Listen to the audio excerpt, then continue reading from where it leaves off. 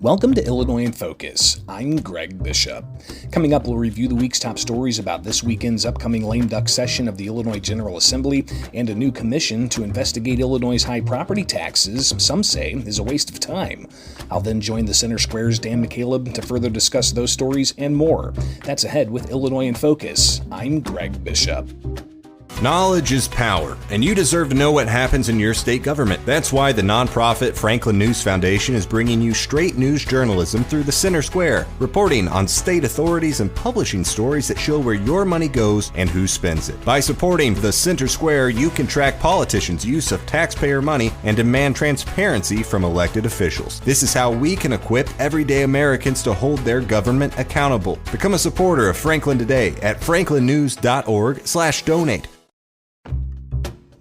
Welcome back to Illinois in Focus. I'm Greg Bishop.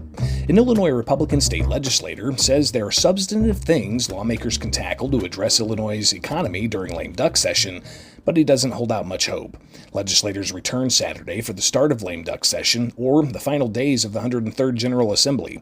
State Representative Jed Davis said they should address economic issues like reducing taxes or school choice and even energy policies. Republicans in the superminority have long pushed for economic reforms to ease regulations and taxes on small businesses without much success. Davis wasn't sure how to get Democrats to focus on what he said are real issues impacting taxpayers. 2025, I'm a male, I can now get a pap smear covered under insurance. That doesn't even make sense. Why are those the issues occupying our bandwidth in Springfield instead of how do we figure out the tax burden? How do we, instead of raising the budget year after year, what if we actually dialed it back and give the money back to the people where it came from to begin with? Democratic State Representative LaShawn Ford said there are lots legislators can do, but he's looking to recognize outgoing legislators, measures to address budgetary issues concerning vital services, and issues concerning overdose prevention sites and cannabis equity legislation. Despite being criticized for being a waste of time, a new commission will be created January 1st to evaluate Illinois' property tax system. Kevin Bessler has that report. The law provides that the Department of Revenue may also determine whether the existing property tax levy, assessment, appeal, and collection process is reasonable and fair and may issue recommendations to improve that process. During debate, State Representative Brad Halbrook pointed out that a similar study was conducted after being created in 2019, but nothing came out of it. This isn't rocket science. We're not trying to put a man on the moon here. We know property taxes are too high. You can probably pull 10 people in and by tomorrow morning have an answer to what needs to be done here to reform this system. And yet we want to do another bill that will do nothing, go nowhere. Numerous lawmakers blasted the 2019 report because it didn't include substantial changes to the state's property tax system. I'm Kevin Bessler. Those are the top stories from the past week from Illinois. Find more online at thecentersquare.com. Coming up for Illinois in Focus, I'll join the Center Square's Dan McCaleb to further discuss the news. This is Illinois in Focus, a production of America's Talking Network. I'm Greg Bishop.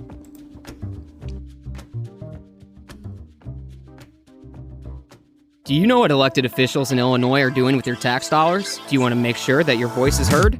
If so, then you need Blue Room Stream, a live and archived video streaming service that provides access to government meetings and events. With Blue Room Stream, you can watch how your elected officials make decisions, hold them accountable for their actions, and be a more informed citizen. Blue Room Stream is the perfect way to get involved in the democratic process and to make a difference in your community. Subscribe today at blueroomstream.com.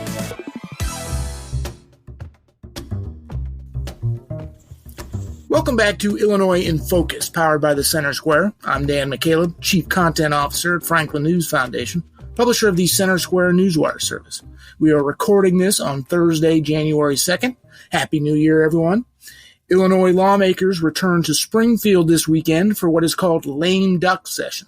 All the lawmakers who either didn't run for re-election or were defeated at the polls have one more chance to potentially vote on legislation. Joining me to discuss this is Greg Bishop, Illinois Associate Editor for the Center Square. Greg, with the lame duck session starting in a day, do you have any expectations? Yeah, it's always a crapshoot, so to speak, as to what exactly legislators will tackle. But you've got a few days here to wrap up the 103rd General Assembly. before they have to trash the 10,000 pieces of legislation they filed over the past 2 years.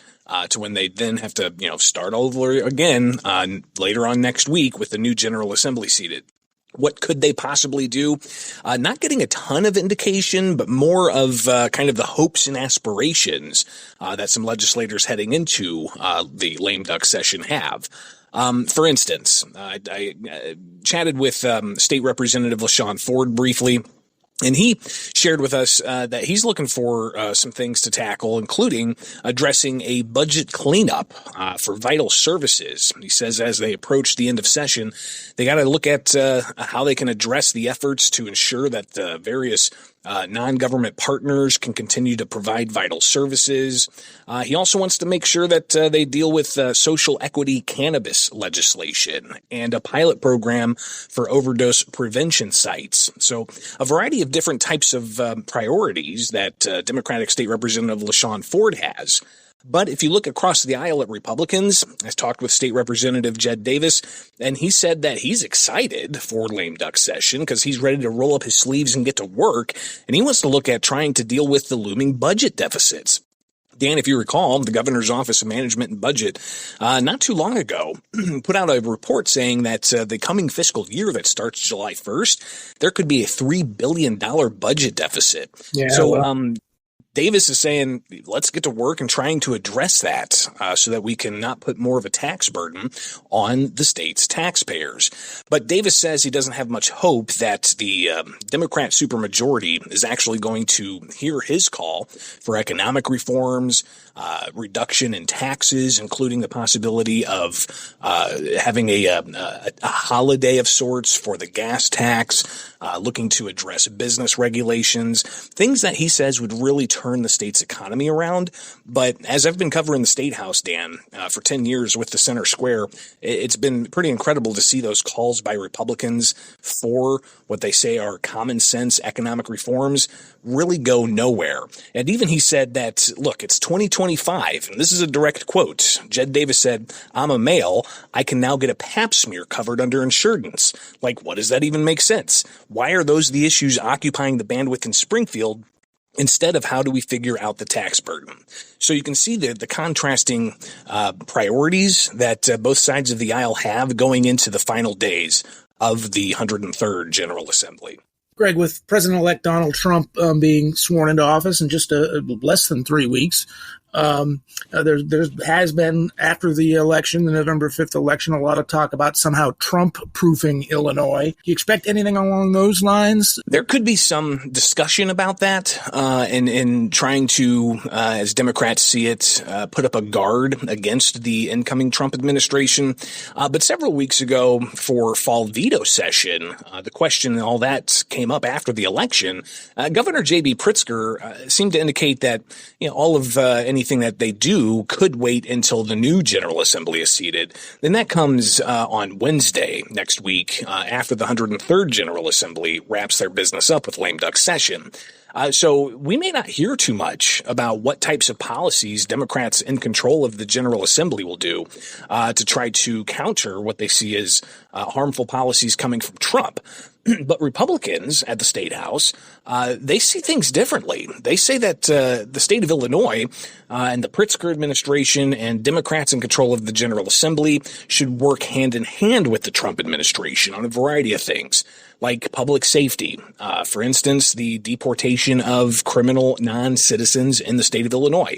Republicans say that will greatly help with public safety in the states. They also, have concerns that if Illinois does not address economic issues, then we're going to be left behind while other states may work to go hand in hand with the Trump administration in economic policies of business development and growth and tax policy. But if Illinois, some are concerned, aren't going to go along with that, then the state will continue to lag the rest of the nation on economic prosperity and economic growth. So the Trump administration coming in is going to have a calculus here. How exactly that's going to be addressed by Democrats has yet to be made clear during fall veto session. The few days there are for lame duck session, not sure they'll get too much done. But I bet after the new General Assembly is seated, we'll likely hear a lot of those issues surface with plenty of debate to be had. Greg, one last question about lame duck before we move on, and that has to do with the potential for more gun control laws put in place by the General Assembly during this brief few days. Any chances of that, you think? Anything listeners should be looking out for? Well, I know that you had on veto session, a state representative got up in the House and said that legislators should pass what's called a Karina's bill and make it Karina's law. What that is it's an enhancement of the state's already existing red flag laws. Essentially what it would do is it would say if somebody is the subject of an order of protection, then they should not just give their guns up, but police should go and physically confiscate those firearms. The way it is right now, if somebody is a subject of an order of protection, their FOID cards suspended and they should give those firearms to police. There's no requirement for police to go confiscate those firearms, but some Democrats insist that they have to have that provision in to actually add some teeth to those red flag laws. Gun rights advocates say that goes too far. A lot of these orders of protection are granted without an actual hearing of evidence, and they feel that that is a violation of the Constitution. Now, if there's an actual hearing where a judge has presented evidence and the accused is able to face their accuser, those types of due process issues, then, you could see some more willingness for people to go along with this. But it's going to be a tough row to hoe because you have recent U.S. Supreme Court precedent on this issue that could stop up the Democrats' attempts to get that across the finish line. But you also have two other issues concerning firearms that legislators could possibly take up that gun control advocates are pushing for. One is enhancing the lost in reporting provisions in state law. They want to make that duration that you have to report lost and stolen firearms to law enforcement much shorter than it is currently on the books. They also want to have a law that says you have to lock up your firearms wherever you're at, be it home, vehicle, or work. If anybody in that residence or that building is a, quote, prohibited person. Now, in Illinois, Dan, a prohibited person isn't just somebody who is by federal law prohibited from having a firearm, like, certain individuals who are felons or, those who have mental illness or those who have drug addiction. But in Illinois, it's anybody who does not have a firearm owner identification card. That's the state ID that's required for individuals who want to buy and possess firearms and ammunition. If you don't have one of those FOID cards, you're considered a person who can't have a firearm or be near a firearm. So the proposed legislation would say that if there's a prohibited person in the house, you have to lock your firearm up. Of course, gun rights advocates say what good is a locked up firearm if you need it to protect yourself. So they're going to be pushing back against that measure as well. Again, this is things that are being discussed kind of in the background during lame duck session and how that could possibly come about in the final few days of lame duck session. But Dan, we've seen lame duck session produce all kinds of things in the past. January of 2021, lame duck session, peak of COVID. They passed the Safety Act, the controversial criminal justice reform legislation that brought us the end of cash bail. That was passed during lame duck session. In 2023, early January, lame duck session, they passed the Protect Illinois Communities Act, which banned the sale and possession of more than 170 semi-automatic firearms and magazines over certain capacities. Again, another very controversial law that passed during lame duck session, and that law still faces challenges in the federal court system. So I think a lot of people are going to be watching what happens in the final few days of lame duck session, and that begins Saturday, Dan. They're going to be in on Saturday, Sunday, Monday, Tuesday. The new General Assembly is seated on Wednesday. They might be in on Thursday, and then they take a few weeks off before they come back for a full slate of business. Well, aren't you lucky, Greg? You get to work this weekend. Sorry about that. I lied to you, Greg. I have one last question about lame duck before we do actually move on. You mentioned not owning a FOID card. That would make a person ineligible. So what about someone like me? I have a FOID card. My wife, of course, lives with me. She does not have a FOID card. I would have to lock up my gun. From my understanding of those who've analyzed the bill that's proposed, yes. If there's anybody in the House that's a prohibited person, somebody who doesn't have a FOID card, then the firearm should be locked up. But again, that's a proposed bill. We'll see if it passes. So we'll be on the ground in Springfield watching closely, and people should definitely get that newsletter. Sign up for it at thecentersquare.com. Thank you, Greg. Nearly 300 new laws went into effect when the calendar turned to 2025 just a day ago. Your team wrote about several of them at thecentersquare.com. What are some of the ones our listeners should be aware of? Yeah, I think when you look at the very large amounts there, 300, I think it's actually 297 to be exact. I looked at all of these and I saw some patterns, laws that were going to affect impacting employers. Like, for instance, Dan, somebody who's looking for job applicants. Well, now, starting January 1st, when they post their job, they have to have a salary range and some other information, like benefits, for instance, listed with that job description. So that's now mandatory in the state of Illinois. A variety of other mandates on employers as part of the set of new laws that go into effect. They've also got around a dozen new laws impacting parents, everything from impacts on DCFS and impacts on mothers who may be addicted to drugs giving birth to babies. So a whole host of laws impacting parents, including saying that 17-year-olds don't need their parents' permission to donate blood. So that's another category of new laws going into effect. You also have laws that impact drivers. For instance, now they can start the process of allowing for an 8-year driver's license. So you don't have to go back every 4 years to renew. You've also got the issue of a mobile driver's license and a digital driver's license. The Secretary of State is now given the green light starting January 1st to start putting those pieces together to allow for a mobile ID. But then you see some of these other ones that stick out, including impacts on health insurance. There were probably 24 laws impacting insurance, everything from dental insurance to health insurance, and several of those combined in a package Governor J.B. Pritzker advocated for to get rid of junk insurance plans. It's what they're typically called, but they're short-term duration plans. And Republicans pushed back a bit and said sometimes those short-term duration plans are essential for employees that may be transferring to another job and they need a short-term plan to get over that stretch. So a variety of other things there with the governor's health insurance reforms that he pushed for. Again, a part of nearly 24 laws impacting insurance. Then you get into some things that were changing definitions. This was an interesting category, Dan. One in particular, a measure passed that impacted the state's adult redeploy program. Adult redeploy is part of the criminal justice system in Illinois. It's essentially an alternative type of rehabilitation program that takes certain offenders, typically younger offenders, first-time offenders, and puts them through a program where they, learn work skills and such, and works to rehabilitate them.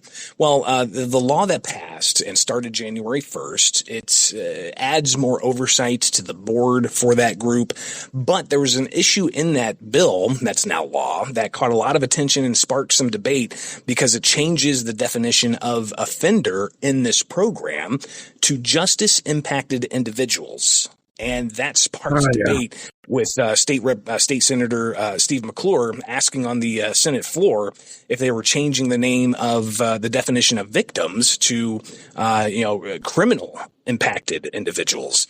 So clearly, you have these definitional changes going throughout and a whole host of bills. 300 pieces of legislation going into effect January 1st. It's a lot to handle. It's a lot to overview. I would encourage people to go and watch the Illinois in Focus video segment at America's Talking Network, where we run through some of these bills in some more detail so people have a better understanding of how they're being impacted by the Illinois General Assembly. You referenced early on the Safety Act, and that was a part of the larger criminal justice reform that passed during one of the lame duck sessions in 2021, I think it was. Yes, the impacts of that are now are starting to be felt. Cook County Sheriff Tom Dart is going to stop the Sheriff's Department's electronic monitoring program.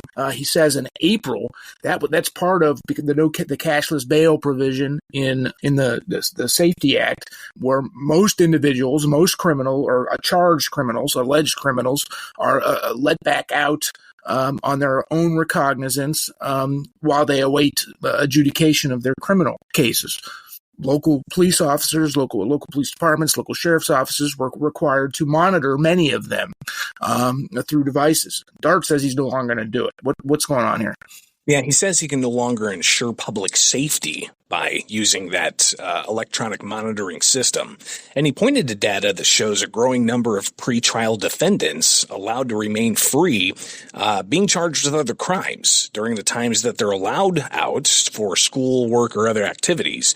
So as you see those numbers of the pretrial detainees on electronic monitoring out supposedly working or going to school or other activities, they're getting arrested and being charged with other crimes. So Dart is saying that he can't ensure public safety with this. Well, that's led some to say this is another reason why the pretrial Fairness Act, which ended cash bail across the state, isn't working. And they say that there needs to be more of an effort to keep these individuals who are charged with crimes, these pretrial defendants, in a lot of different types of charges. They should be kept behind bars pending trial, or at least a judge should be given the more discretion to go case by case. And as it is right now, Dan, the judge does have a lot of discretion, but it's up to the prosecutors to make their case that somebody needs to be held pending trial. And apparently, in some instances, those cases aren't being made, or they're not even being brought up, and people are just being let out pre-trial. But in Cook County, it's apparently a big enough problem where the sheriff has said that he can't ensure public safety. So he's going to be, starting in April, pulling back from using the electronic monitoring system. Greg, we don't have a whole lot of time left, but after a nearly 2-week break, jurors in the corruption trial of longtime former Illinois House Speaker Michael Madigan will return to the courthouse Monday. The defense has been putting on its case for the last couple of days of trial. They expect to wrap up maybe as early as next week. Jurors might be getting this case sooner than later, huh? Yeah, and they're going to have a lengthy set of instructions from the judge. We've talked about this in the past, the tall order the jury has in this case, with 2 defendants, one being Michael Madigan, the longest-serving House Speaker, 23 charges altogether between himself and Mike McLean, his longtime confidant.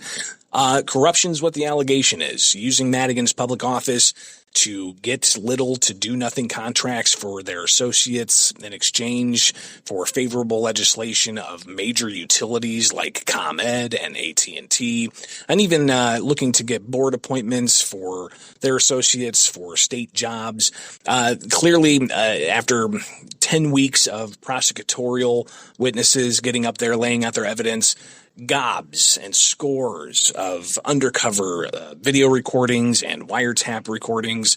The jury is going to have a long list of instructions to go through charge by charge, count by count, to make the determination as to whether there's guilt or innocence. So that day's coming here, where the jury's going to have to go and deliberate, and sooner or later you're going to have some kind of verdict. What that verdict will be, we're not going to make any predictions, but we will be there in the courtroom to hear that verdict. And also to capture any statements that some of the jurors may have after they reach their verdict. Greg, thank you for joining us today. As usual, Happy New Year to you and to all of our listeners.